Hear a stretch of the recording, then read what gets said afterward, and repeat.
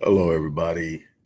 Dr. Rick Wallace dropping in on you. Hope everybody is off to an unbelievable start. Look, I don't plan on being here long today, but I'm coming to you today and I'm not pulling any punches. I want to really touch and get on something that I think a bunch of you need to hear. Before I do that, I want to remind you that we are still in the midst of the One You Love event. The One You Love event, real simple. If you are willing to work with me or you're looking to work with me and you come on board, whatever package you choose, I will gift you a package of equal value for you to give to someone you love. So that way you can literally during the giving season, for those of you who see this as that, for the giving season, you get to give someone something that will allow them to move into next year already on the right path, already with a clear vision, already making moves. That's my gift to you. If you come on, I'm going to gift you. So you get to bring somebody with you, whoever you want to give it to, whoever you want to bless with it. It may be someone very close to you. It may be someone you don't even know and you choose to just gift it to.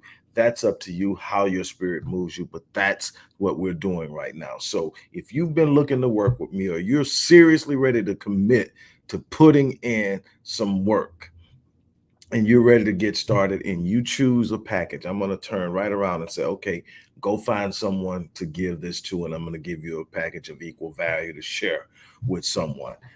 With that being said, that information is in the book. You can click that link and you can go see what we have to offer. And those packages apply to all direct one-on-one services I offer, from everything from counseling to consulting to coaching. All of it applies. So whatever way you need to work with me, those packages apply.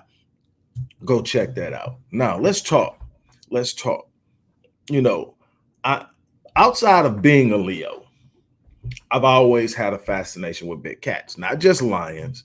Everything from cheetahs to jaguars. Grew up as a jaguar. Matter of fact, my entire educational career, the mascot was some sort of cat. In elementary, it was the lions. In middle school, it was the cougars. In high school, it was the jaguars. In college, again, the cougars. And so I always had this thing going on with cats. But I have a real fascination with lions. I love the pride concept, the family concept, the way they move, they operate, the code of conduct and behavior, how everyone is actually held accountable, and there's a code of behavior. But then you got to ask yourself, and I asked my grandmother a long time ago, why is the lion considered the king of the jungle? And because you look at it and say, okay, is there nothing in the jungle that can kill the lion? Absolutely, there are things in the jungle that can kill lions. Lions get killed in the jungle. So it's not that the lions are impervious to their environment. They are at risk every time they go hunt, actually. They get killed by big oxen, bulls, and they get killed by packs of hyenas, which is their most known predator. I mean, adversary in the jungle. Every now and then, one to get caught by a crocodile. But what you'll find is when a lion is present, there's a natural relationship between the lion and any other animal it comes across. And so when I looked, I said, okay, what makes the lion the king? And so I really started to look at it, and I found it was real simple. It was all about mentality. What makes the lion the king? The lion has a hunter's mentality. So wait a minute. So let's look at the lion hunting, because everybody in the jungle has to eat. Some are carnivores, and so they have to eat meat, meaning they're going to either have to kill or scavenge. And so, they're going to have to, you got buzzards and hyenas and all that stuff. Normally they'll sit up and run someone off from something they killed. By sheer numbers, they run off small, cheetahs are constantly getting run off of their kills by hyenas. Lions are a little bit different because lions run in packs. So, for a full grown male lion, it takes about on average, a ratio of 10 hyenas to make it an equal fight. So you kind of see my greatest enemy got to come hard at me to get at me because I'm that beast. But if you watch, even the elephant, the big strong elephant that will with fierceness defend their young and their herd, watch an elephant and how uneasy they get when they see or sense a lion. The lion, on the other hand, doesn't matter who they're in the presidents, what they're thinking: kill, hunt, I'm about to eat. That's the mentality of a lion. Is I don't care what the situation is, I'm about to eat. I'm not the biggest, I'm not the fastest, I'm not the smartest, but I'm the baddest. I'm about to eat. That's what makes, but then I start looking at the hunt thing. I say, so I can equate pursuing my vision. I can equate pursuing my dream. I can equate all that to hunting. I'm going after something. First thing I learned about hunting is everybody hunting ain't a hunter. Just because you're hunting don't mean you're a hunter. But see, that's the difference in mentality. That's the difference. That's what makes a lion the king of the jungle, is the mentality. I'm not just out there hunting, I'm a hunter. So what does that mean? That means that the lion has more than one motive for hunting. The lion is driven by more than, what's the number one motive? Well, the number one motive is the lion hunts because he's hungry. The lions hunt because they're hungry. Well, see, the thing is, I have watched over and over again, because like I said, I'm fascinated about wildlife, period, but definitely big cats. And I'm really fascinated with lions. So I've watched all kinds of footage and studied them and read about them. And what you watch is when lions get hungry, everybody needs to watch out. Nobody is out of the question. They'll go after hippos, which is a very dangerous encounter. Hippos are not to be played with. Lions will go after them. Lions will try to hem up an elephant. I've seen lions take down giraffes, and it's amazing how they do it. It's amazing how they do it. I've seen them go after everything that you would sit up and say, okay, lion ain't finna mess with that. If the lion is hungry, the lion is going to eat. The lion gets hungry enough, the dangers and the risk of the hunt are no longer important. The lion understands that I burn. They don't understand in the sense of I burn, but the lion understands I only have so much time before I need to eat again. And they know when that time is. And when they get to the point where it's time to eat, look out. They get this sense of focus, and it doesn't matter. You don't want to be around when the lion is hungry, because the lion's going to eat. It's a mentality. It's so entrenched that they're going. So the first driving force for a lion to hunt is the mentality of eating and surviving and making sure that they remain strong so that they can hold their position in the ecosystem within the jungle. That takes a lot of energy to maintain the top slot. It's always, when I go to the water hole, the crocodile is creeping.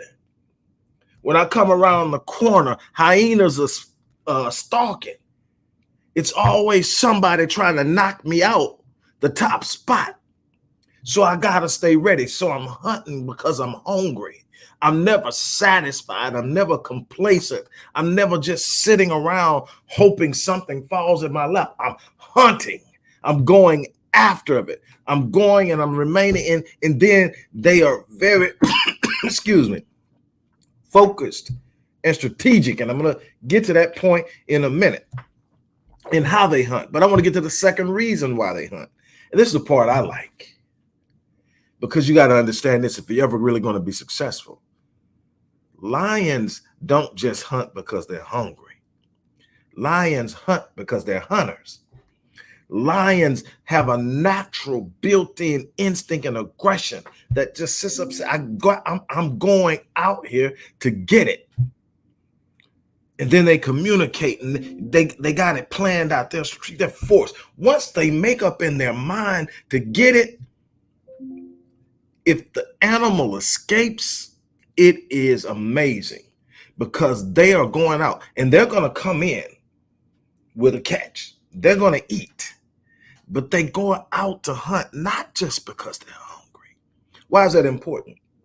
Well, a bunch of people I've learned simply aren't hungry enough to go out and really do the things they need to do in life. They haven't gotten to that point where they're hungry enough. They're distracted by things. They become complacent. Oh, here's something you really need to do. So you can't be like a lion. You can't be the king. You can't be at the top. And being at the top isn't about competition. It's about a state of mind. It's about a state of mind saying, I'm not happy being amongst mediocre and average people. Not that I got time to judge you, but this is not where I plan on hanging out.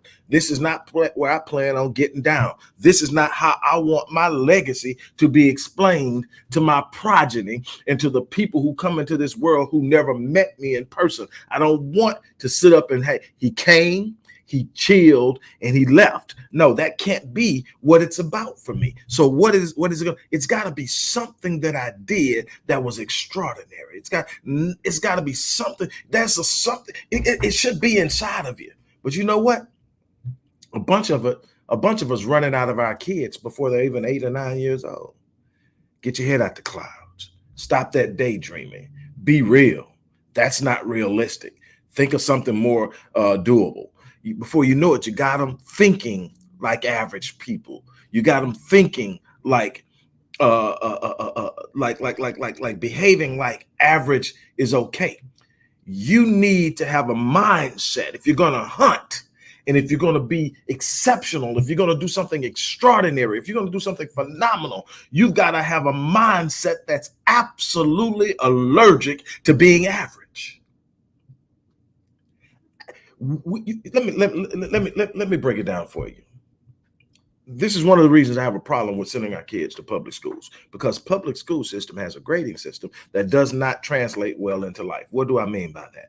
In the public school system, you can get a C, which is average, and you can pass the course. And you can say course successfully completed with a C or even a D. You can literally sit up and say, I am average, get a passing grade, and say you successfully completed the course. The problem is, in the real world, average isn't rewarded. No one's out looking for the next average person to run their company. No one is out there looking for the next average person to sit up and be the CEO of their company.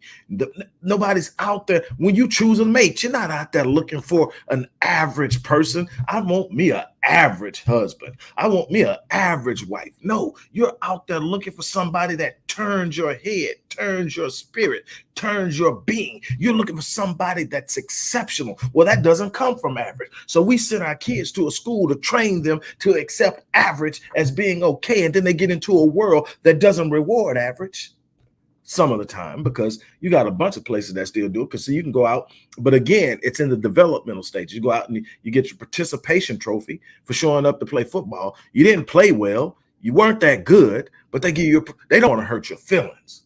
They don't want to hurt your feelings. They don't want you to feel slighted. So they're going to give you a trophy just for showing up. But life doesn't reward you just for showing up. Are you really doing your kid a favor when you save them from realizing they should have worked harder? They should have been more focused, or maybe they're operating in a space that they weren't designed to operate in. That's okay to realize this really isn't what I'm good. This isn't what I'm great at. But what I can tell you is that no matter how you're not built for something, if you decide to walk into it, you decide that, hey, man, I'm going in here and I'm going to conquer it. You will be surprised that you will rise above average. You will rise above average even when it's not what you are designed to do. If you become committed, if you rise up and you start to do some things that you are not comfortable with. See, average is the default for people operating in comfort. I'm not going to do anything more than I have to do. 85% of the people in this country wake up every day, go to a job they hate, do just enough not to get fired while being paid just enough not to quit. And they do it over and over again. Will freaking retire from something, never ever having performed at a fraction of what they're capable of doing, because they don't have a passion behind it. They don't have a hunger behind it. There's no mentality that's driving them to be great. They are simply there to get through life. The thing is, God didn't design you to exist. God didn't design you to survive. God designed you to show up. I ask people all the time, how are you claiming God? God don't even want you claiming him. How are you claiming God? And you out here getting your butt kicked all over the place. Now, don't confuse what I'm saying with saying that when you start to act a certain way or walk a certain way or think a certain way, that you're not gonna have problems. Didn't say that. I said that when you sit up and you know who you are, and you're walking in your destiny, your divine destiny, and you're living life at the level of your design, meaning that you are no longer accepting average as your lot in life. When you meet that challenging moment, you square your shoulders, you hold your head up, and you say, I will not break, I will not quit, I will not turn around. What I'm trying to get you to understand is that your mentality and the way you view problems is what will separate you from average. Everybody's going to go through some things. Everybody is going to have some difficult times. Let me tell you something. Some people ask me, what qualifies you to tell somebody what it takes to make it? Let me share something with you. It's not the degrees. I got those from me. I was successful before I had my first degree. Literally successful on a scale that most people will measure and say, this person is, I was successful before I got my first one. I had experienced much success by the time I got the second and third one. So it ain't the degrees that gives me the ability to tell you what you should and should not do, how to face adversity, how to overcome those dark moments. Let me tell you why I am. Not because I achieved success.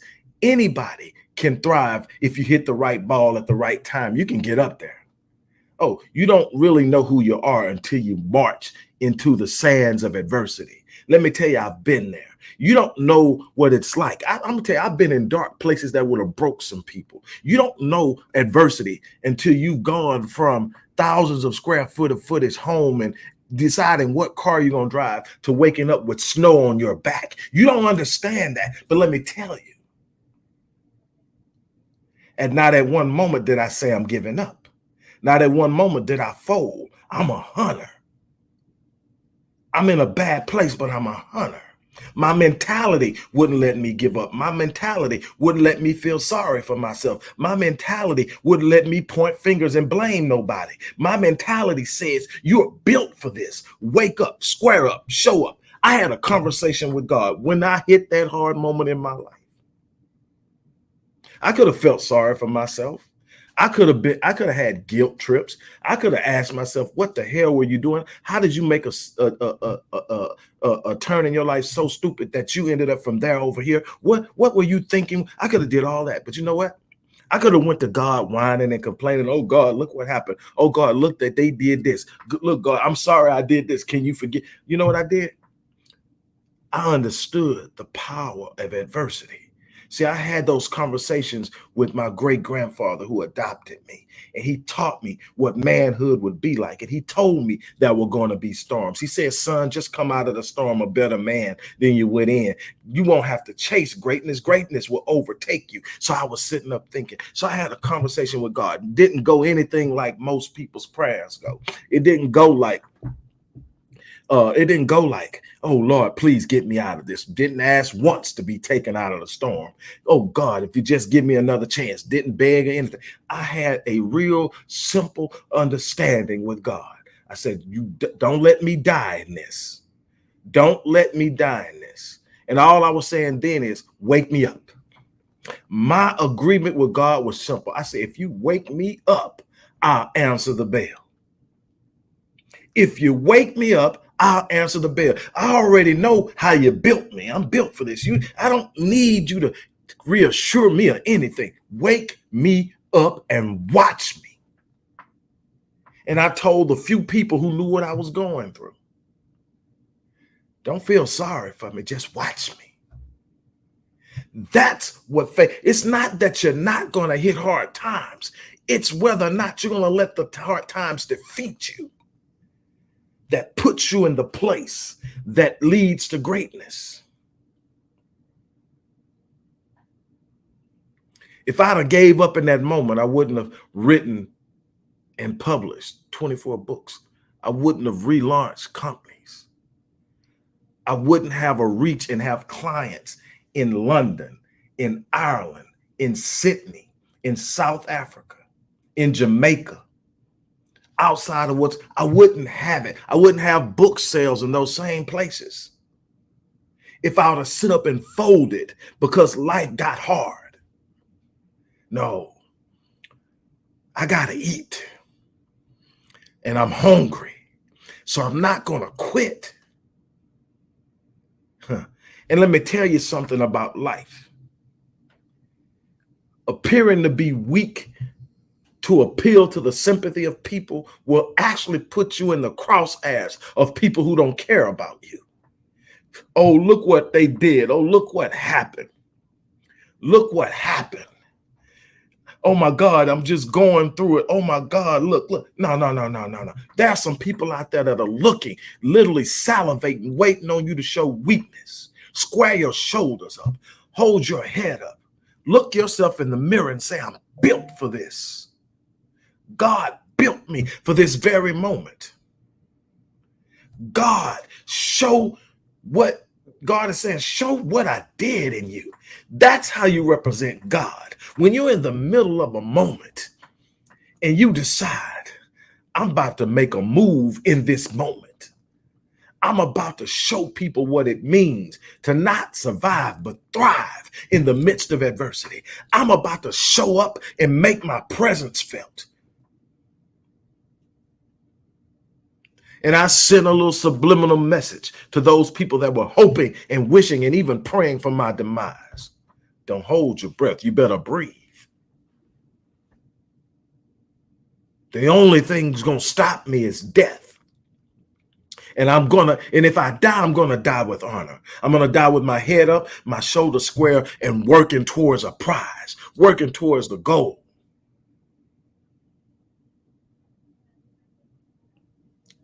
This isn't about ease. Some of you aren't hungry enough.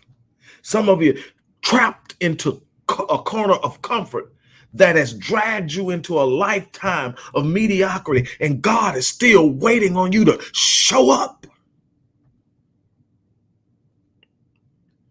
You keep asking God to show up in your moment, and God is constantly saying to you, I'm already here. I'm waiting on you. Show up.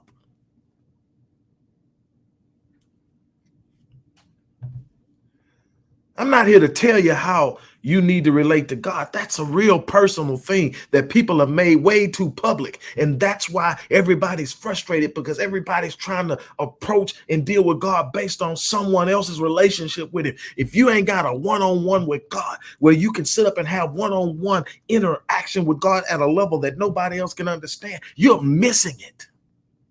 So I'm not here to tell you that, but what I am telling you is you better show up.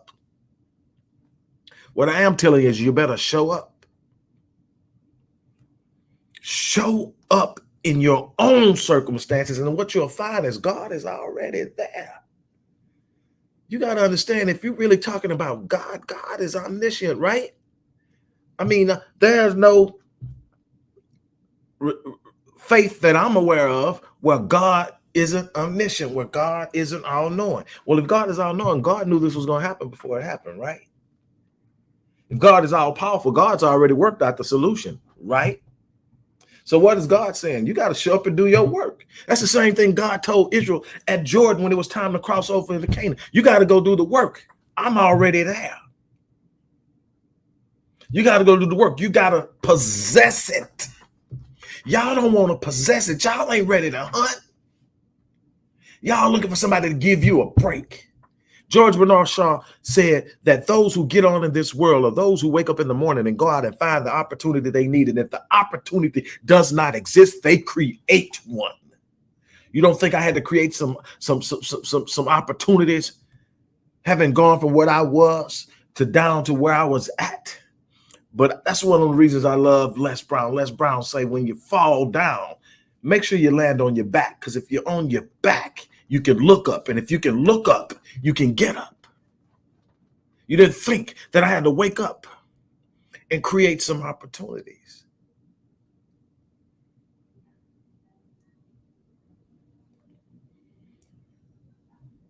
How bad how hungry are you? I tell people all the time, success is 80% psychology. Oh, I know. That's all we talk about is business plans. You know, one of the things one of my company, Myriad Business Solution, does is it writes plans and does marketing analysis for aspiring business owners. That's one of the things it does. And so I understand the importance of a business plan. I've started over 40 companies over the course of my life. I'm 54 years old. And what I can tell you is I understand the importance of a business plan. I understand the importance of having proper marketing analysis and a market awareness of who holds the market shares and how they hold them and what your target audience is and how you need to approach it, what's driving the buying decisions with your target audience, all of that. The beautiful thing about social media is if you understand how to use it, instead of using it as a place to go either flouse, complain, whine, point fingers, and you start to look at it as a place of engaging and studying people and understanding how people operate, it becomes a powerful tool. But I understand all that. But you know what? I tell all of my clients the same thing. You need a plan. You need a very specific plan. You need to be you have a very clear visual of where you're going. You need to have a very clear blueprint of how you're going to get there. That's your plan. That's your strategy. That's your vision. You got to walk that out. But let me tell you something. If you don't have the right psychology, you don't have the right mentality. If you don't have the mentality that says, I'm a hunter, I'm a problem solver, I'm a fixer, I'm a server of what is necessary to get things done. If you don't have that mentality, the right plan won't do you any good. I've seen some people with splendid plans, but didn't have follow through because they didn't have the right mentality and they struggled, they suffered, businesses didn't survive. I've seen people with poor plans, but just refusing to quit, having a mentality that says no surrender, no retreat. And now they're thriving. Why? Because quitting wasn't an option. And if I strive hard enough and my vision's clear enough, I'm going to make progress. I might not get there as fast as the person with the best plan, but I'm going to get there because not getting there isn't an option. Tell people all the time,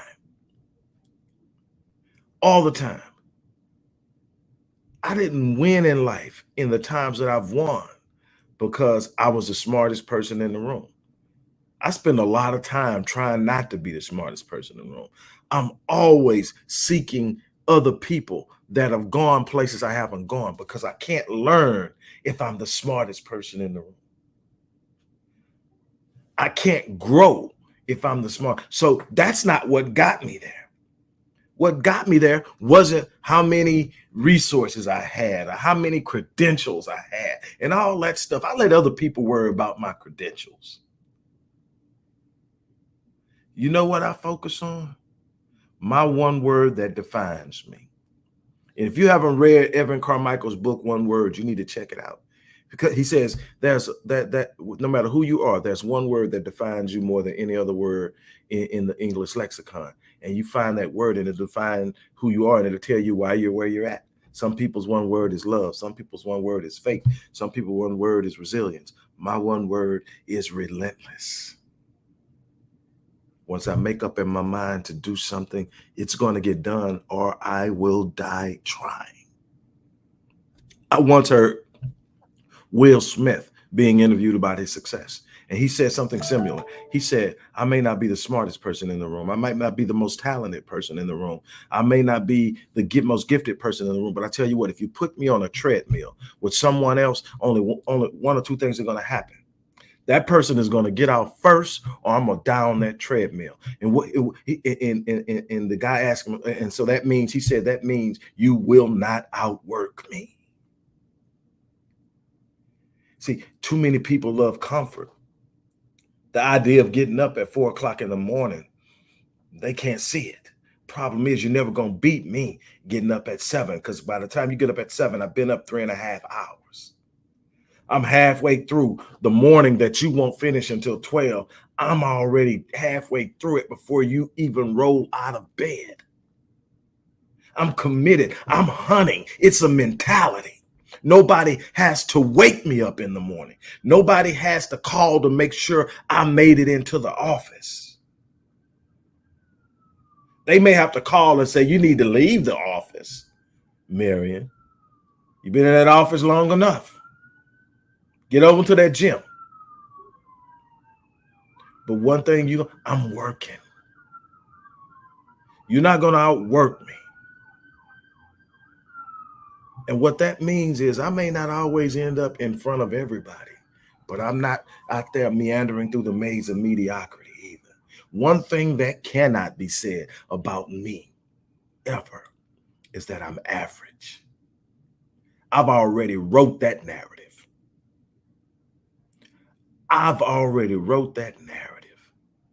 And what I want to do is I want to see everybody else write their narrative. Stop letting your past write your narrative. Stop letting your parents write your narrative. Stop letting those teachers write your narrative. Stop letting your mistakes write your narrative.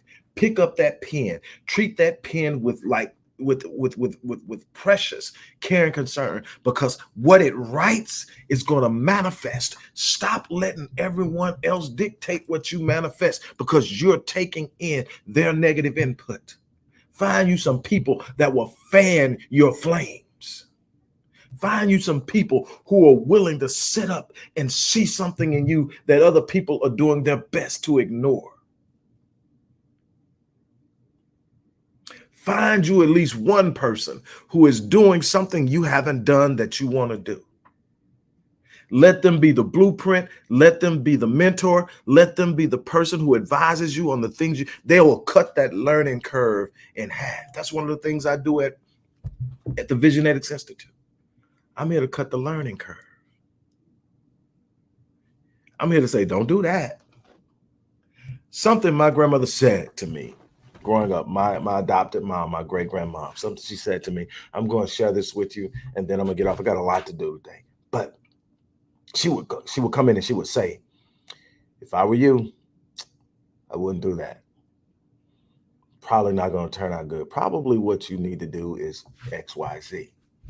And of course, me being me, she would leave out. I'll say, okay, but me being me, as soon as she left the room, I decide I'm going to do it my way. And her being her, she would ease on back by, peep in the room, and see I'm doing it the exact opposite way she said. And she would always say, sometimes bought sense is better than borrowed. Man, I miss her. She said, sometimes bought sense is better than borrowed. What was she saying? There's a way to borrow the experiences of other people through their advice. It cuts down on your learning curve. There are people like me who have spent their entire lives learning what you need to know in a very short period of time and are capable of giving it to you. But there's also bought sense. Bought sense is when you got to pay for it yourself, when you got to go out and learn it through trial and error. It takes longer. It's more painful. But some of those lessons you're going to just simply have to learn. But you don't want to be out buying sense that you could have borrowed at no interest, or at very little interest, in the sense of you're going to have to take it and actually apply it. Or maybe you have to invest in hiring somebody to do it for you. But I guarantee it's still better than trying to spend the next 20 years to learn it.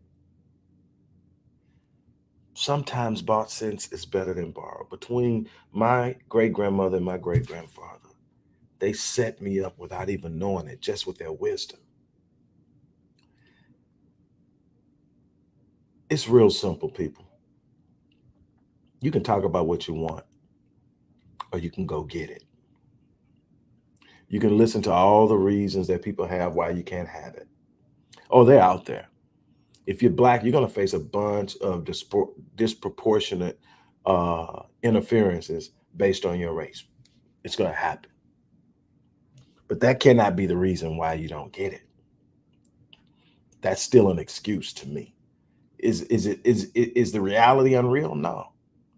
But if I have the capacity to do it, even though that obstacle is there, and I choose to forego it because the obstacle is there, it's no longer on the obstacle, it's on me now. You get what I'm saying? If I can make it, even though it's more difficult than it should be because it's purposely made difficult, but I can make it and I choose not to because I don't want to deal with it, that's on me. That's not on anyone else but me. So that's still an excuse. You decided that you were going to take the more comfortable route. You're going to have to ask yourself, what are you willing to do? And here's the beautiful thing about it. I get a lot of people who come to me who are in their late 50s, early 60s. I even got a 70-year-old that are sitting there and going, man, I've got so much I wanted to do that I haven't done. And they're looking and they're sitting there and they're going, it's too late. No, if you're breathing, you're still in the fight. God has this unbelievable way of redeeming time in a way that no man can. God has a way of taking your dream and amplifying it in the later years of your life so you get to experience everything you would have experienced if you had jumped on earlier. I'll give you a prime example. What this beautiful queen that just died, cannot remember her first name, but her last name is Steele. She was 80 something years old when she landed her role on the first Black Panther movie. That was her goal, to be an actress. That was her goal. That's what she wanted. And she hadn't achieved it, and she reached 80, but she didn't give up. And then she decided to become even more active in the pursuit of it. I guess after she saw time closing in, she decided, man, I got to do something. I got to do it at least one. And she ends up getting the call to audition for the role on the Black Panther. And at 88 years old or 89, she landed her first movie role on what turned out to be a blockbuster. People will be watching her for years. She passed away a few weeks back, but she passed away victoriously. She passed away not having given up on her dreams, but enjoying the beauty of being loved because she chased it. Don't quit on the work that God gave you, because that's all your vision is. God wants you to walk it out, because when you win in life, you represent God. You show people what's possible when they apply faith. As I always say, I live my life on full. I wake up every day and I go hard. Why? Because one day I won't wake up. And then it won't be up to me what happens. It will be up to what I've done to speak of me. From that point on out, I'm leaving a legacy that will speak of me long after I left this place.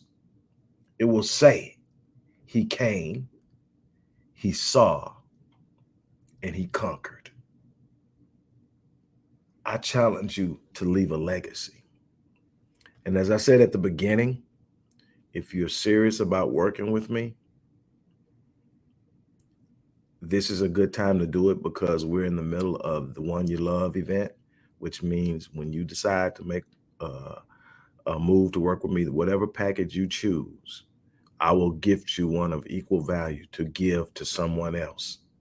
So that information, where you can go check out the packages that are available, it's in the description box. But whatever you do, don't you leave 2021 with the same mindset, with the same mentality and focus, with the same idea that suffering is your lot in life, poverty is your lot in life, being mediocre and average is your lot in life, hoping and wishing somebody helps you is your lot in life. Don't you dare do it, because God planted something inside of you that makes you special and unique. Tap into it. I dare you. On that note, I'm out of here. You guys have an unbelievable day.